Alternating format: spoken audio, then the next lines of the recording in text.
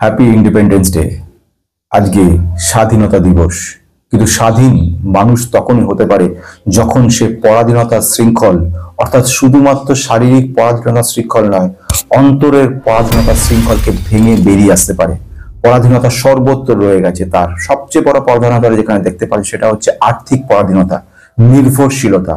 কখনো কারোর উপর নির্ভরশীল, কোনো মানুষের উপর নির্ভরশীল, কোনো সংস্থার উপর নির্ভরশীল, কোনো না কোনো জায়গাতের উপর নির্ভরশীল। আমরা সবসময় নির্ভরশীলতা কাটিয়ে ফাইন্যান্সিয়ালি ফ্রিডম যেন আনতে পারি, সেটাই সব থেকে বড় চ্যালেঞ্জ আমাদের কাছে। বাধা জীবনের একটা অঙ্গ।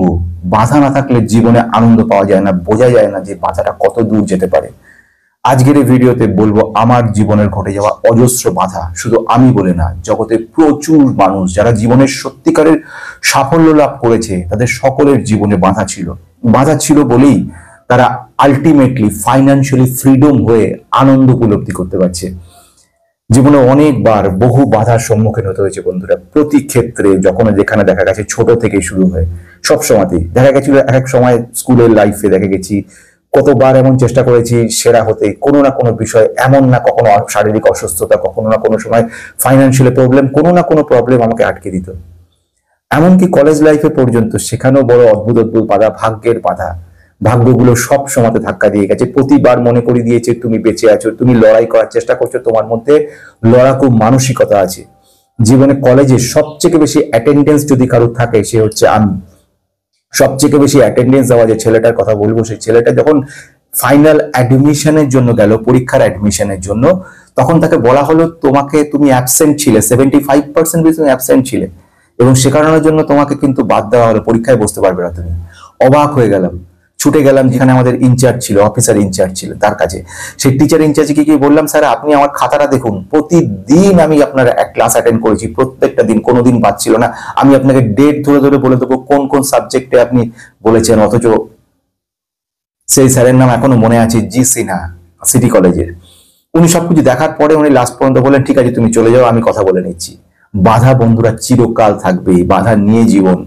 একটা সময় মনে হয়েছে কলেজে যখন পরীক্ষার অ্যাডমিশন দিতে গেছিলাম, তখন মনে হয়েছে একটা সময় বোধহয় পরীক্ষা হবেই না, কারণ পরীক্ষায় উত্তরতেই দেবে না, আটকে দেবে সব জায়গা থেকে। কিন্তু দেখা গেছে প্রচন্ড পরিশ্রমের দ্বারা, প্রচন্ড লড়াকু মানসিকতা আস্তে আস্তে ভেঙে আমাকে জায়গা করে দিয়েছে। চাকরির ক্ষেত্রে অজস্র অজস্র ঘটনা ঘটেছে। সেন্ট্রাল গভর্নমেন্টে পরীক্ষার জন্য রেডি হয়েছিলাম সেবারে, এবং সেখানে যখন পরীক্ষা হলো, সব টেস্টের শেষে টাইপ টেস্ট হলো। আমার স্পিড চেয়েছে ওরা 30, আমার ছিল 45। মানে পাওয়াটা ছিল শুধু কয়েক মিনিটের ব্যাপার, কয়েকটা টেস্টের ব্যাপার ছিল। এবং সেই টেস্টে যখন আমাদেরকে বসিয়ে দেওয়া হলো 100 জন লোকের মতো, তখন সেখানে যখন আমি প্রথম টাইপিং শুরু করলাম, থেকে 3বার 3-4টে স্ট্রোক মারার পরে দেখলাম একটা একটা কি ছিটকে পড়ে গেল। ছিটকে কোথায় পড়ে গেল খুঁজে বেড়াচ্ছি সেখানে আমি, কিটা টাইপরাইটিং এর কি ছিল তখন সেখানে মনে আছে। সেখানে যখন আমি বারবার করে ইনভিজিলেটর যারা ছিল তাকে বললাম, স্যার দেখুন এটা হারিয়ে গেছে, কিটা পাচ্ছি না, খুঁজে এনে বসালাম। বসাতে বসাতে কথার মাঝখানে বাকি বন্ধুরা কোথায় এগিয়ে গেছে, বারবার করে বসাচ্ছি, টাইপ করছি, একটু পরে পরে সেখান থেকে ছিটকে ছিটকে বেরিয়ে চলে যাচ্ছে।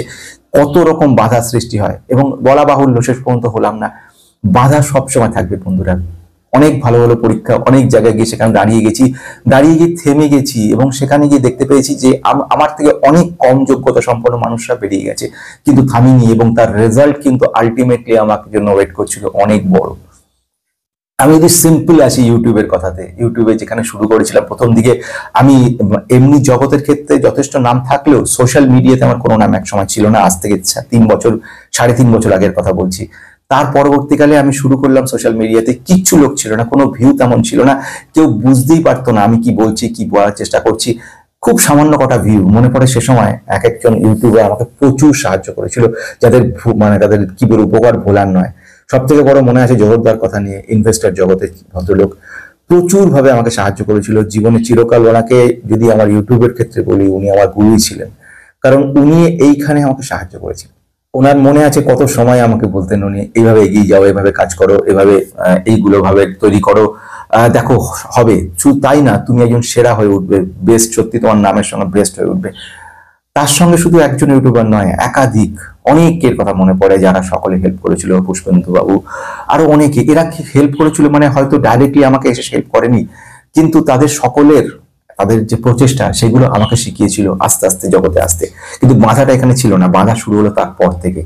ইউটিউবের বাধা শুরু হলো, সেখানে অ্যালগরিদম বাধা শুরু হলো, একটার পর একটা ভিডিও তুলে দিল। তার আগ পর্যন্ত আমি যেখানে একটা সত্যিকারের সেরা জায়গায় পৌঁছে গেছিলাম তোমাদের সকলের এত ভালোবাসা নিয়ে, সেখানে অজস্র ভিউ ছিল, প্রচুর মানুষের সাহায্য ছিল এবং আমিও খুব সাহায্য করে যাচ্ছিলাম সকলকে। বাই দা ওয়ে, সাহায্য কথা মনে পড়ে গেল, বেশ কিছু আমার সঙ্গে চলে এসছে বই, বেশ কিছু অর্ডার দেওয়া বইগুলো চলে এসছে। সেই সমস্ত বইগুলো কিন্তু ক্যান্ডেলস্টিক প্যাটার্নের উপর বই এসছে, যদি যারা টেকনিক্যাল দেখতে পারো। এছাড়া আরো অনেক বই রয়েছে যেগুলো আমাদের কিন্তু ফাইন্যান্সিয়ালি ফ্রিডম করতে অনেক সাহায্য করে দেবে। বই দেখতে পারো, বই যদি মনে হয় আমি তোমাদের সাহায্য করব, খুব বেশি নয়, অতি সামান্য ক্ষমতার মধ্যে, কিছুই তো পাই না, কিন্তু তা সত্ত্বেও আমি সাহায্য করি। শুধু আমি একা বলে না, সুমনের কথাও বলবো, ও সাহায্য করে আমাকে। দুজনে মিলেই বলতে পারো এক ধরনের ভাবে মানুষকে বই দেওয়ার চেষ্টা করে যাচ্ছি, সামান্য, অতি সামান্য ক্ষমতার মধ্যে থেকে। যদি খুব দারিদ্রতার মধ্যে থাকো বা খুব বইয়ের উপর উৎসাহী থাকো, যে সত্যি সিরিয়াস, তবেই কিন্তু এখানে আমাকে অ্যাপ্লাই করো। ঠিকানা সমস্ত কিছু দিয়ে আমি বই পাঠিয়ে দেবো। সবচেয়ে বড় ইন্টারেস্টিং কি জিনিস জানো? সবচেয়ে বড় ইন্টারেস্টিং ব্যাপার হলো, ইউটিউবে যেখানে অজস্র মানুষের ভিড় শুরু হলো, ভিউ প্রচুর বাড়তে শুরু করলো, হঠাৎ দেখলাম ইউটিউব আমার ভিডিও ডিলিট করা শুরু করেছে। কোনো কারণ অকারণ কিছু বোঝা গেল না, শুধু একটা জিনিস বুঝলাম, 80টার মধ্যে ভিডিও পুরো উড়ে গেল। এই যে 80টা ভিডিও যে উড়ে গেল, এই ভিডিওগুলোকে তুলে দিল, শুধু ভিডিও ছিল না, এগুলো একটা স্বপ্ন ছিল, আমার একার স্বপ্ন নয়। আমি সেসব মানুষদের, যাদেরকে পোর্টফোলিও অ্যানালাইসিস করে দিয়েছিলাম, তাদেরকে দেখিয়েছিলাম কিভাবে কোন পথ দিয়ে এগোবে, কোন স্টক নেবে, কোনটা নেবে না, কোন স্টকগুলোর উপরে বেশি করে বাড়াও, কোনগুলো নিয়ে তোমার ভবিষ্যতে আরো বড় জায়গা তৈরি করতে পারবে তুমি, সেসব নিয়ে সবকিছু বলেছিলাম। সেগুলো সমস্তগুলো কিন্তু উড়িয়ে দিল একটা পর একটা। শুধু সেখানে থেমেছিল না ইউটিউব, আস্তে আস্তে আমাকে ভাঙার জন্য কি শুরু করে দিল আমাকে ডিমনিটাইজ করে দিল। একটা সময় আমার সমস্ত টাকা পয়সা বন্ধ করে দিল। সেখানেই শেষ হয়নি। তার পরবর্তীকালে যারা আমার মেম্বার ছিল এই চ্যানেলে, সমস্ত মেম্বারদেরকে মেইল পাঠিয়ে দিল যে এটা একটা গর্হিত কাজকর্ম চলছে, তোমরা যা টাকা সব ফেরত নিয়ে নাও। কি অদ্ভুত ভাবে ইউটিউব আমাকে, তাদেরকে খবর পাঠা, তারা ছুটে এলো আমার কাছে, ফোন করলো আমার কাছে, যে স্যার কি বুঝতে পারছি না, আপনি কি বলছে মিসলিড কন্টেন্ট, কি বলছে আপনার হার্মফুল ডেঞ্জারাস পলিসি, কি বলছে। তাই বললাম কিছু আমিও বুঝছি না, তবে বলছে তোমরা যারা মেম্বার, যারা টাকা দিয়েছো, তারা তাদের টাকা ফেরত নিয়ে নাও। মানে কোথায় পরিস্থিতি কোথায় নিয়ে যাচ্ছে দেখো। কিন্তু সেখানে থামাতে পারিনি, আমাকে থামানোটা ছিল অসম্ভব, কারণ আমি থামার লোক নই। এগিয়ে চললাম আরো ভাবে। তারপর দেখা গেল একটার পর একটা সময় সমস্ত কিছু বন্ধ, 3 মাস 90 দিন বন্ধ করে দেওয়া হলো। তাতে থামিনি। আমার যে ইনকাম যেটা ছিল, খেটে খুঁটে তৈরি করা ছিল গত বছর পুজোর সময়, অক্টোবর 24-এর, সে সমস্ত মাইনে নিয়ে নেওয়া হলো। নিয়ে বলে দেওয়া হলো এবার কি করবি কর। থামাতে পারিনি, আমি কনস্ট্যান্ট চালিয়ে গেছি। অনেকে জানেই না এমন পরিস্থিতির মধ্য দিয়ে গেছি, কাউকে বলিও নি, বলতে দেয়নি, কিন্তু এগিয়ে গেছি। এটা কিন্তু বাধা, যে বাধাটাকে অ্যাচিভ করার কথা আমি বলছি। আজ লোকে বাধা থেকে ছাড়িয়ে পাহাড়ের চূড়ায় ওঠার পরে বলে দেখো, আমি কিন্তু চূড়ে উঠিনি, আমি কিন্তু সেখানে পড়ে আছি যেখানে অনেক নিচে, কিন্তু এতটা কনফিডেন্স রয়েছে যে আমি জানি সেই চূড়ের মাথায় আমি উঠবই, সে কেউ আটকাতে পারবে না, কেউ না। তার পরবর্তীকালে দেখা গেল আস্তে আস্তে সবকিছু নিয়ে নিল, সব শেষ, কিচ্ছু নেই। কিন্তু আমি থামিনি। আমি ফেসবুকে শুরু করলাম, আমি সঙ্গে সঙ্গে ইনস্টাগ্রামে শুরু করলাম, আমি সঙ্গে সঙ্গে রাম্বল বলে একটা ওয়েবসাইট রয়েছে ঠিক ইউটিউবের মতোই, সেখানে শুরু করলাম কাজ। তারপর ইউটিউবে একটা না একাধিক চ্যানেল তৈরি করলাম। মনে হয়েছিল যে যেভাবে আমাকে স্ট্রাইক দিয়ে চলেছে, খুব শিগগিরই চ্যানেলটাই না উড়িয়ে দেয়। চ্যানেলটা ওড়ায়নি, এটা আমার সৌভাগ্য। এখনো পর্যন্ত জানি না আগামীকাল কি করবে, কিন্তু তারপরে একটু একটু করে এগিয়ে চললাম। একাধিক চ্যানেল তৈরি করলাম। অনেকে বলছিল হিন্দি চ্যানেল, যারা হিন্দিতে হয় না, হিন্দি চ্যানেল তৈরি করলাম তোমাদের সকলের আশীর্বাদ এবং প্রচন্ড পরিশ্রম। সে চ্যানেলেও আমি সাকসেসফুল হয়ে গেলাম। আসলে সাকসেসফুল হওয়াটা জানো তো খুব সাধারণ ঘটনা। সাকসেসফুল হওয়ার জন্য ভিতরে যে আগুনটা রয়েছে সেটাকে নিভতে না দেওয়া, চ্যালেঞ্জ তৈরি করা যে আমি সেরা হবই, এবং আমাকে আটকানোর ক্ষমতা কারুর নেই, কারুর বাবার নেই, এমনকি ঈশ্বরের নেই। কারণ ঈশ্বর কখনোই কাউকে যে পরিশ্রম করা আটকাতে চেষ্টা করে না। শুধু বাধা আসে আমাদের দেখিয়ে দেয় যে তোমরা কতখানি শক্তিশালী, সেই বাধাটা দরকার। আমি আজ এই কথা কেন বলছি, সেই ঘটনাটা সূত্রপাত আজকে ইউটিউব মেনে নিয়েছে। আজ ইউটিউব বারংবার এমনও হয়েছে, অনেক জায়গাতে আমাকে গত কয়েকদিন আগেও স্ট্রাইক করে দিয়েছিল একটা ভিডিও, এবং আগামী 90 দিনের জন্য বন্ধ করে দিয়েছিল। আবার যখন আমি আপিল করলাম, ওরা বুঝতে পারলো যে ব্যাপারটা সেটা নয়, আবার আমাকে ফিরিয়ে দিল সবকিছু। এই হলো লড়াই, এইভাবে এগিয়ে যেতে হবে। আজ আমার ভিউ দেখো, একদিন আমার ভিউ ছিল 15,000, 20,000, লক্ষ্য করে দেখবে 49,000 ভিউ ছিল। আজ আমার ভিউ দেখো 1,000, 1,500। থেমে গেছি? একদম না, প্রতিদিন চেষ্টা করছি। একটা না একাধিক চ্যানেলে আমি কিন্তু কাজও করি, আমার কিন্তু এটা পার্ট টাইম, আমার কিন্তু একাধিক জায়গায় কাজ করছি, কনসালটেশন কাজ করছি, আমি সব জায়গায় রয়েছি। তা সত্ত্বেও কিন্তু আমি চালিয়ে যাচ্ছি, আমি থামিনি। যে আমি ভিউ দেখছি না, সাবস্ক্রাইব দেখছি না, আমি টাকা দেখছি না, আমি শুধু দেখছি, আমাকে এগোতে হবে। এবং এটা একদম পারফেক্টলি এবং চ্যালেঞ্জিং ওয়েতে, এই কন্টিনিউয়াস ওয়েতে কন্টিনিউলি একটা আঘাত করে যাওয়া, এর মাধ্যমে কনসিস্টেন্সি নিয়ে আসা, এটা সব থেকে বড় জিনিস। সবকিছুতে কনসিস্টেন্সির প্রয়োজন পড়ে বন্ধুরা। আজকে এবার একটা দারুণ সুন্দর গল্প দিয়ে আজকের এই ভিডিওটা শেষ করতে চলেছি।